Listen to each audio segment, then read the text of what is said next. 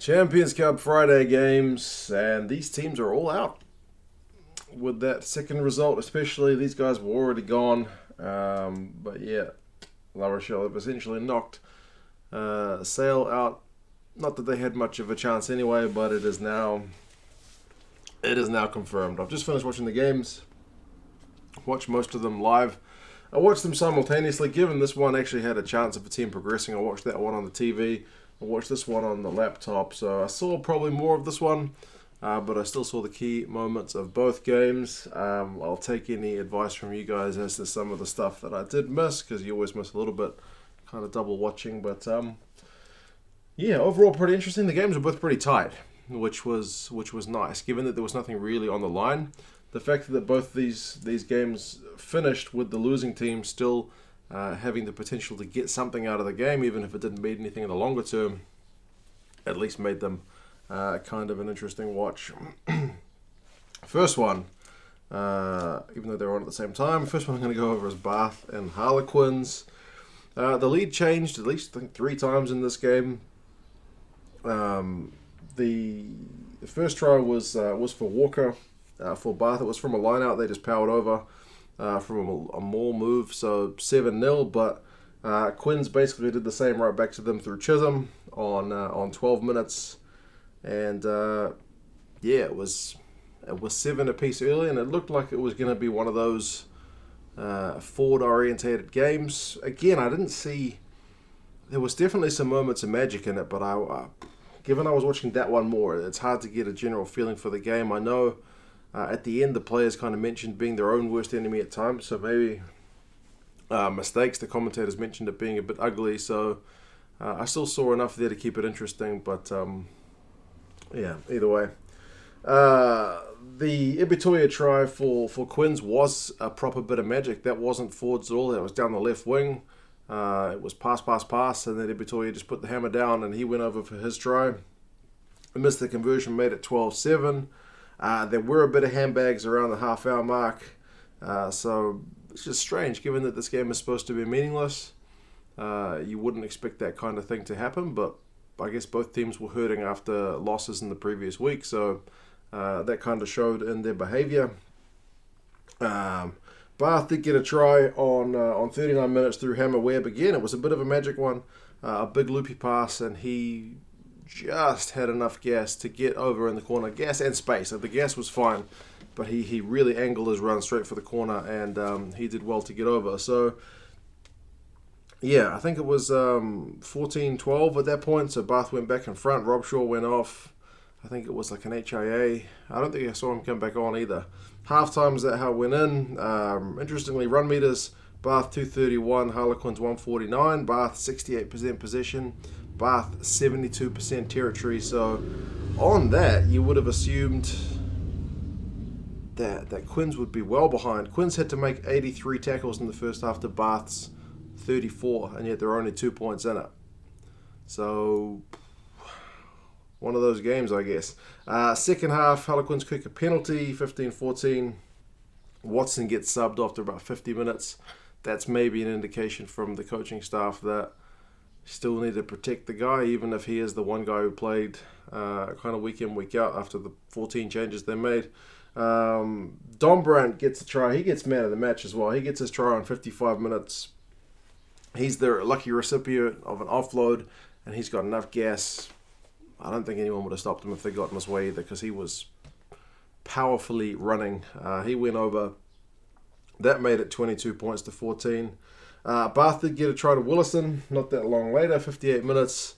Again, it was like a maul that just seemed stuck. It had more than half the players of the whole game in there. It was just a big blob. And then suddenly the ball spits out, and Willison again aims for the corner, and he gets there just. They TMO'd it, but it was all good. 22 points to 19, that makes it. Harlequins kick a penalty, makes it 25-19, and that's how it finishes. So, yeah, I mean, Bath did have a chance, like past 80 minutes, 81 minutes. They won a penalty in Harlequins half. They kick for the corner. They get their line out ready, and then they lose the throw. Champions Cup just not going their way, man. That's That's every game lost this campaign. So, yeah, pretty disappointing stuff. Game over. It finished run meters 377 to 373, so very even.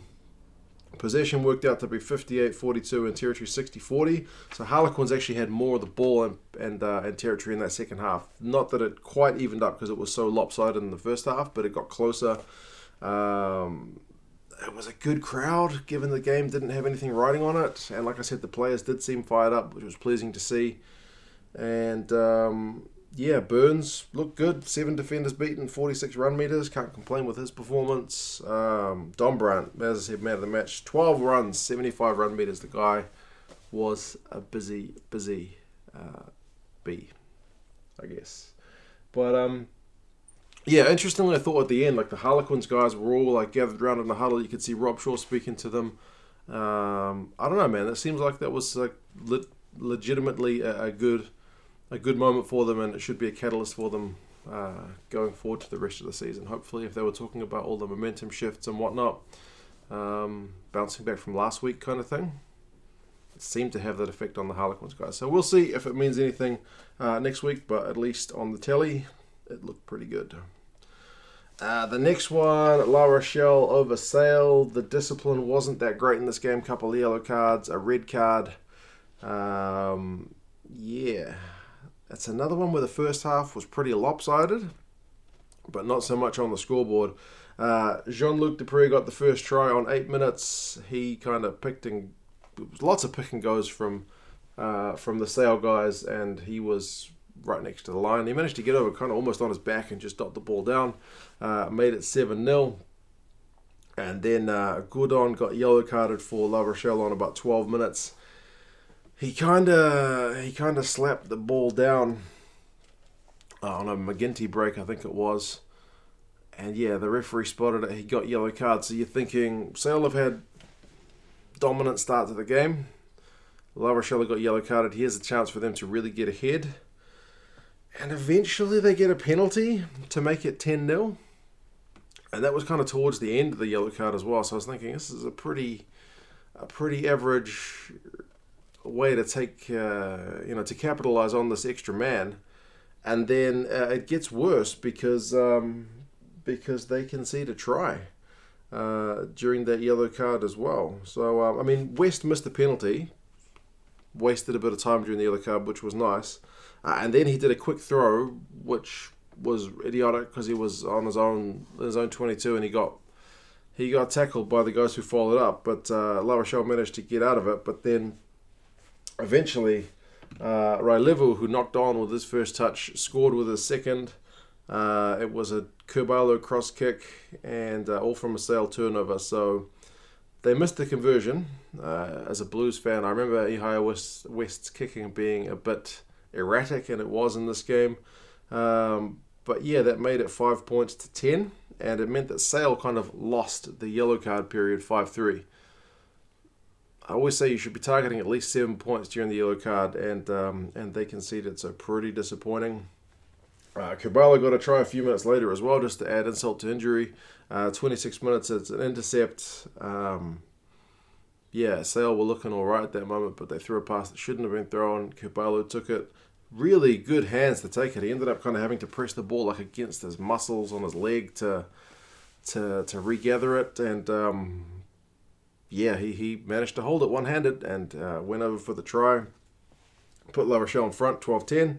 McGinty kicked a penalty just on half an hour, and then put Sale back in front, 13-12. But then he went down with a shoulder injury, looked pretty bad. He went off, didn't come back on 32 minutes. West kicked the penalty, La Rochelle back in front, 15-13, and that's half-time. So Sale, 64% possession, 74% territory. Like I mentioned, similar to that first game.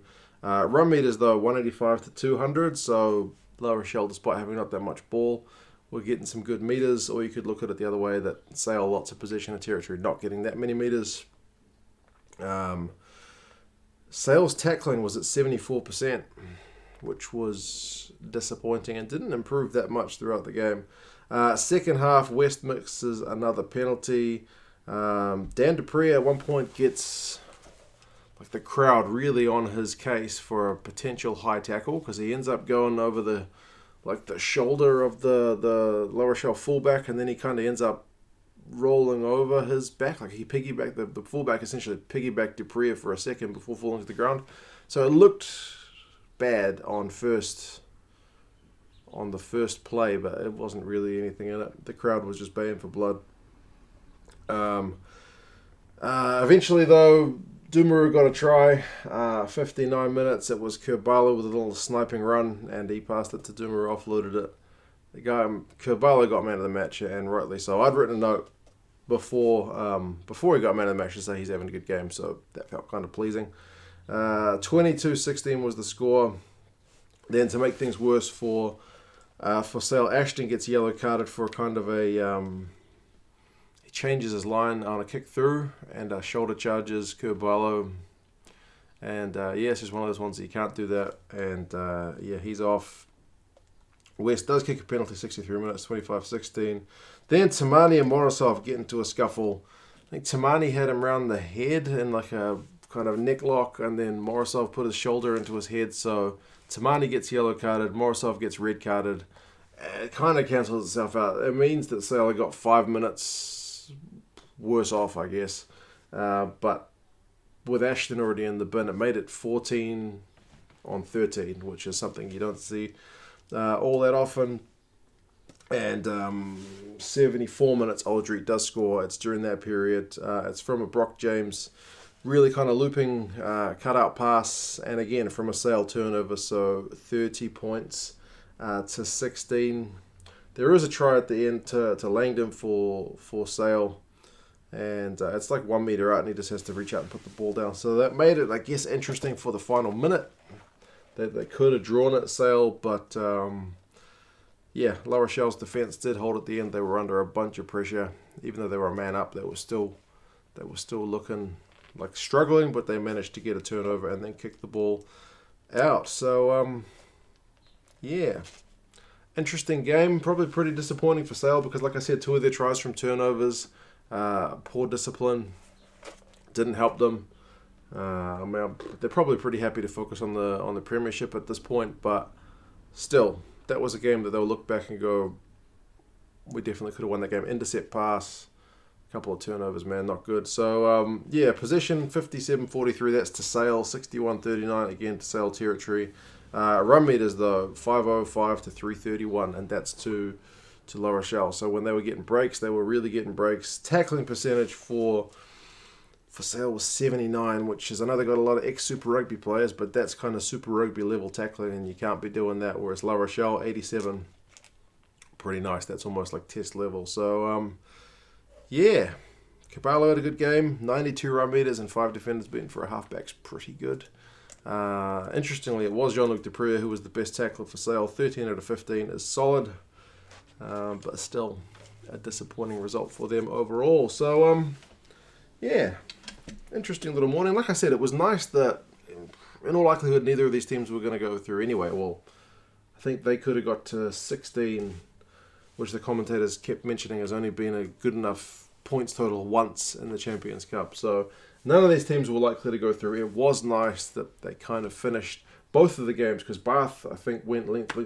They had a chance right at the end, length of the field in Harlequins half, and Sale essentially went all the way up the field to put La Rochelle under pressure at the end. So there was still that little bit of tension. But, I think both these sides will feel that they could have capitalised a bit better on some of their play today. But either way, one more round to go for them, and then it's back to a domestic focus. But, you guys let me know your thoughts. I'll have to see what happens with AJ McGinty's injury, because it didn't look too good. But, anyway, you guys have any thoughts? I'll talk to you again soon. See you later.